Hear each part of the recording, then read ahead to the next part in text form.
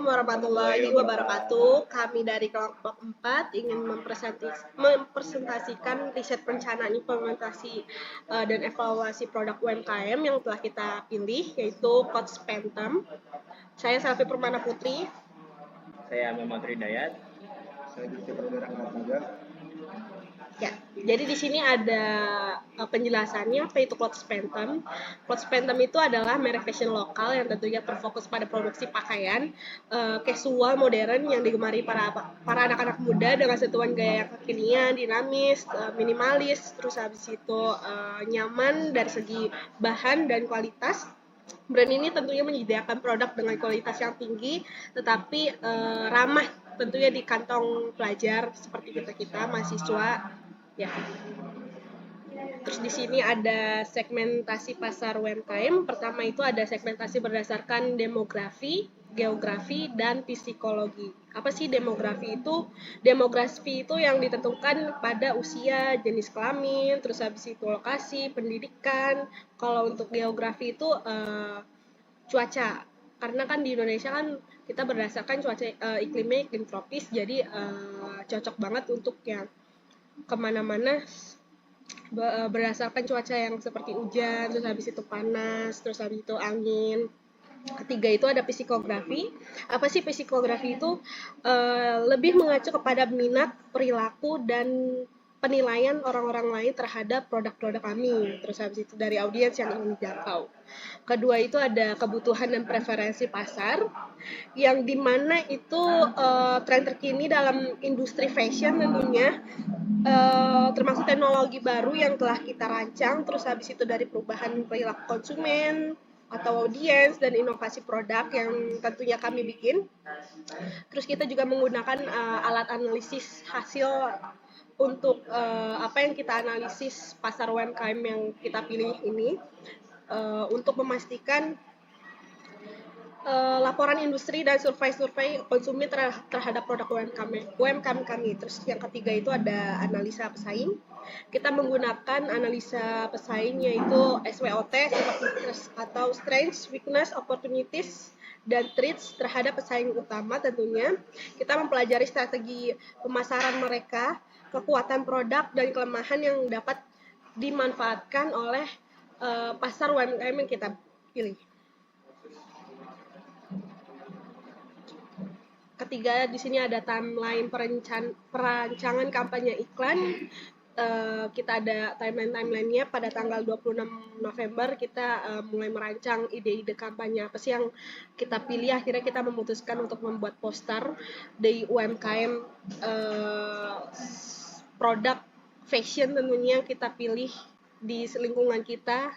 Terus habis itu yang kedua itu pada tanggal 28 November kita membuat kampanye yang menggunakan media poster digital. Akhirnya kita memutuskan untuk pembuatan poster digital. Yang ketiga itu pada tanggal 5 Desember akhirnya kita membuat proses pembuatan poster, dan poster saat itu juga udah selesai.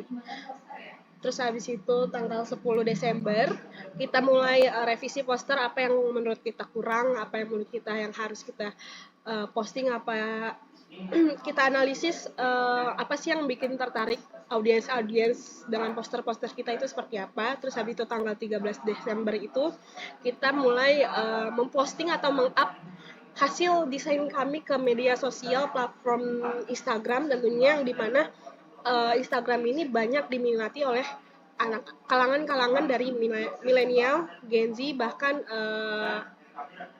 sebelum milenial apa? Gen X ya.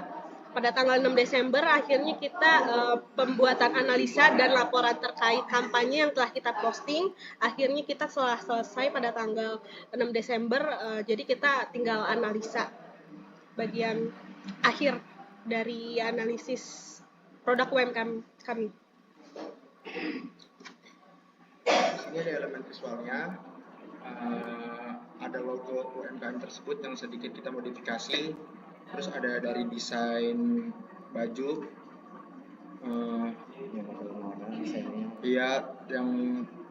yang terlihat simple dan gak norak ya, terus minimalis juga. Terus juga ada apa namanya elemen-elemen seperti kayak yang ada di diskon itu supaya untuk menarik audiens untuk membeli produk tersebut. Ini strategi pemasaran. Nah, strategi pemasaran adalah aspek yang penting guna meningkatkan penjualan dan mencapai target market. Yang pertama, strategi pemasaran kita melalui media sosial seperti Instagram. Terus ada konten visual kita yang sudah kita post di Instagram. Terus ada promosi diskon untuk membuat audiens tertarik kepada produk-produk kita.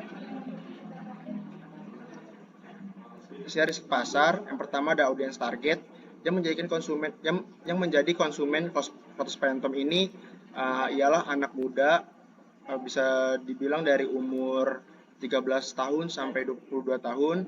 Terus beberapa pesaing termasuk brand lokal seperti Erigo, Aerostreet, Roughneck, dan lain-lain masih ada lagi. Terus ada transpasar. Lotus Phantom ini mengikuti perkembangan style, yaitu style yang kelihatan simpel dan dinamis yang banyak disukai oleh anak-anak muda. Dan kami, yang pertama itu ada storytelling. Phantom hadir untuk Anda yang mengutamakan kenyamanan tanpa mengorbankan gaya. Kami menggunakan teknologi bahan terbaru untuk memastikan Anda tetap terlihat nyaman sepanjang hari. Di sini storytelling kita ini nggambarin produk kami banget ya, karena produk kami itu menggunakan bahan yang bisa dipakai untuk cuaca yang tidak menentu. Lalu berikutnya di sini ada body copy, yaitu tampil beda dengan gaya yang tak tertandingi. Di sini kami negasin lagi kalau produk kami itu walaupun harganya bisa dibilang murahan, tapi bisa bersaing dengan brand-brand lain stylenya gitu. Lalu berikutnya di sini ada call to action, yaitu beli sekarang dan dapatkan diskon hingga 20%. Waktunya tampil stylish tanpa bikin kantong bolong. Nah, di sini kami negasin lagi kalau produk kami itu sangat bagus gitu desainnya, nggak kelihatan norak dan ketinggalan zaman. Dan produk kami ini negasin lagi kalau yang kami jual ini dengan harga yang nggak bikin kantong audiens bolong. Berikutnya di sini ada analisis efektivitas kampanye, yaitu data tentang jumlah impresi, jangkauan, dan postingan menunjukkan bahwa kampanye cukup berhasil menjangkau beberapa audiens. Yang pertama ini ada jangkauan, yaitu kampanye kami itu berhasil menjangkau 22 akun. Lalu impresi, kampanye kami itu impresi itu kayak kami itu berhasil buat narik audiens buat beli produk kami. Itu jumlahnya itu 94 impresi. Lalu untuk persebaran, di sini persebarannya mungkin kurang efektif karena 60%-nya itu mungkin dominan ya, bukan pengikut dari Instagram kami, dan 40% sisanya itu pengikut kami. Lalu jumlah postingan yang telah kami posting itu ada 39 postingan. Berikutnya itu ada evaluasi kampanye.